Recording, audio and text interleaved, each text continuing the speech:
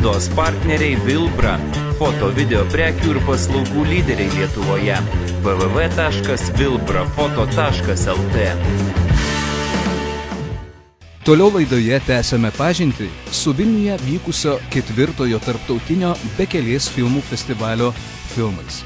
Šiandien matysite TV žurnalistės Eglės Šilinskaitės, režisieriaus Jono Grįžo ir operatoriaus Andriaus Kaušinio filmo Kaip įveikti kelią viskas priklauso ne tik nuo požiūrio, sukurto ekspedicijos Baikalas 2011 metu, Rusijos užbaikalės bei Mongolijos keliuose ir Bekelėje antrąją dalį.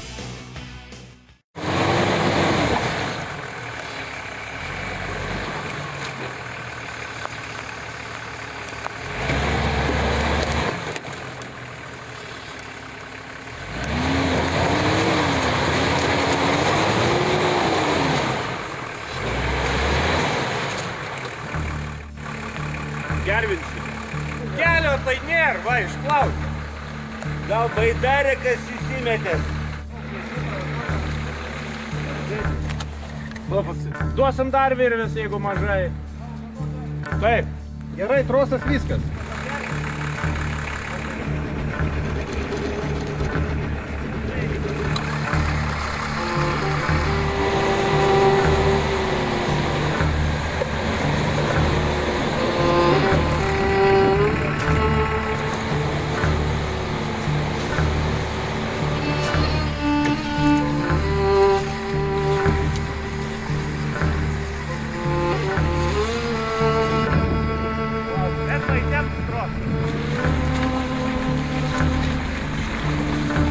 Siūlau perklaut tuos rastelius ir bandyti važiuoti kiek važiuoja, o kada jau stos, o gal ir nestos, tada trauksim iš čia. Dėsim ir skersai, ir iš ilgai visai. Čia viskas gerai, va, kur įsibėdė iš šį skersinį prideda.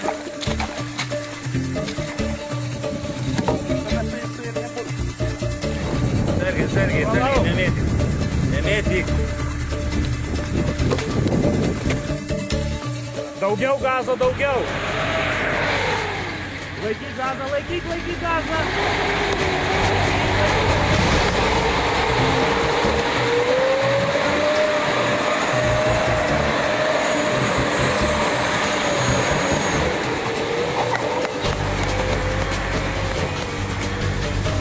Ant 4 buvo. Andriau.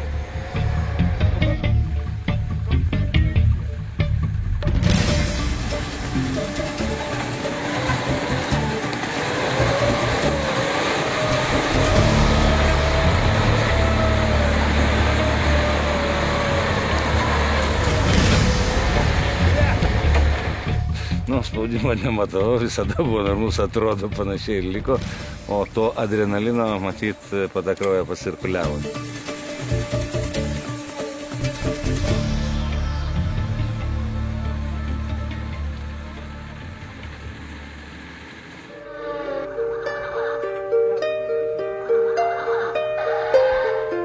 Šimtasdešimtąjį kilometrą žymintis kelio stulpelis vienas iš 3, kaip teigia dauguma šaltinių, dar likusių kelio stulpelių legendinėme 170 km ruože aplink Baikalą.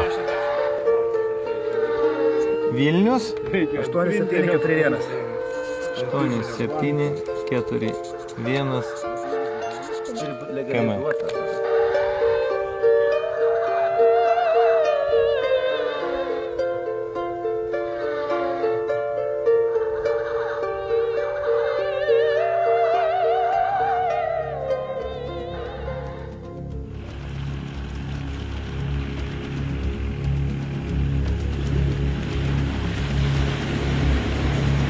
Reikia žiūrėti, kaip važiuoji, kur važiuoji, ką spaudi, kiek atleidi ir kiek suki. Padarai klaidų?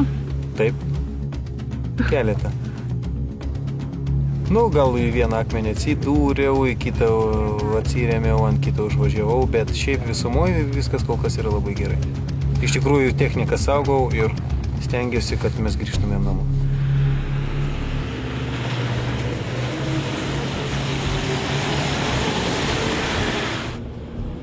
Kelio istorija prasideda praėjusio amžiaus 8-ame dešimtmetyje, kai Baikalo apylinkėse vyko amžiaus statybos ir sovietų valdžia nemažas pajėgas skyrė Bamo magistraliai tiesti.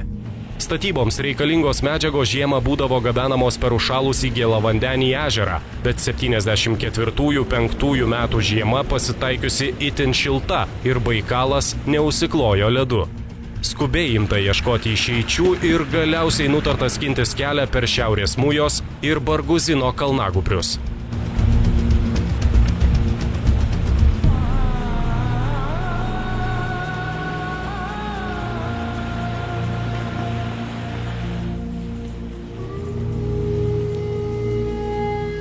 Pastoti kelią taigoje gali bet kas, kad ir srauni upė. Barguzino upės brastos nebaisios tik kuralams. Aš bijau.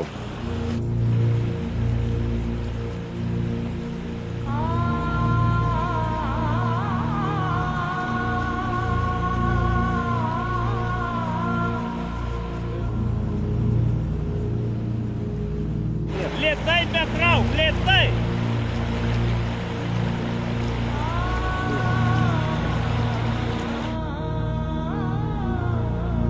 Šiltų, bliampa kaip neš. Bet virvę pravertė? Be virvės nebūčiau parėjęs. Ja. Pribu saulė. Tiesiai žegnuoja. Srovė pavojinga ne tik žmonėms, visureigiams gal net labiau, nes automobilis neplaukia kaip laivas, todėl pagautam griausmingos vandens jėgos jam gresia virsti. Nei tilto, nei jokio apvažiavimo šiame kelyje arti nėra.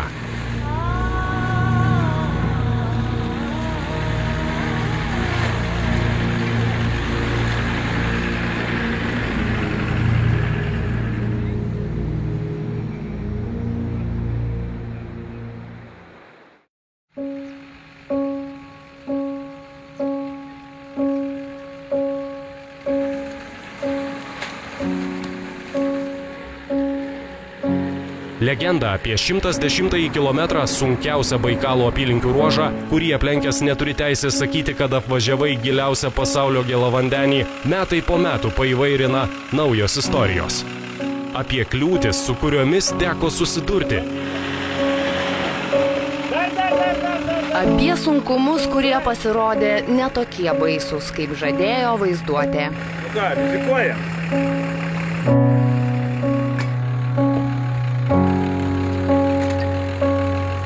Apie žygio draugus, kuriems patikrinti gali ir nebūti geresnės galimybės. Ar žygio draugus, kurie apsirūpino visiems gyvenimo atvejams. Rankas plaut. Galvą plaut. Kur tik reikia plaut. Ši kelionė buvo išbandymas žmonėms ir visureigiams. Tai buvo mėnuo nuotykių Sibiro taigoje ir Mongolijos stepėse, pusdykumėse, Gobio dykumoje. Tai buvo žygis, per kurį nuolat stigo laiko, miego ir ne visada buvo galimybių nusiprausti ar pavalgyti. Ekspedicijos dalyviai įveikė 18 300 km Lietuvos, Latvijos, Rusijos ir Mongolijos keliais ir bekelėmis. Per dieną keliautojai vidutiniškai nuvažiuodavo 700 km. Daugiausia per parą įveikta 1400 km, mažiausiai 70 km Baikalo ežero apylinkių bekelėmis. Per kelionę 3 Nissan Patrol sudegino 6300 litrų dyzelino. Sunaudota 5 litrai variklio alyvos. Gedimui taisyti panaudota pusė pakelio garstyčių. Nepataisomai sugadintos 3 padangos. Visureigiams paruošti degalams, remontui, detalėms prireikė 54 centų vienam kilometrui. Bet tai tik skaičių veidrodis. Emocijos jis neatspindi, nes tik nuo požiūrio priklauso, kaip įveikti kelią. Su šypsena. Be nuotaikos. Draugauti su keliu. Ar su juo kovoti?